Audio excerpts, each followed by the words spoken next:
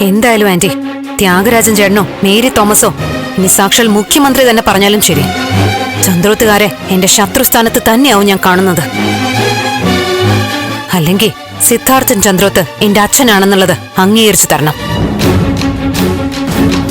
ചന്ദ്രോത്തുകാരുടെ പ്രോപ്പർട്ടിയിൽ അവകാശമില്ലെന്ന് ഞാൻ ഒരിക്കലും ഒപ്പിട്ട് കൊടുക്കില്ല.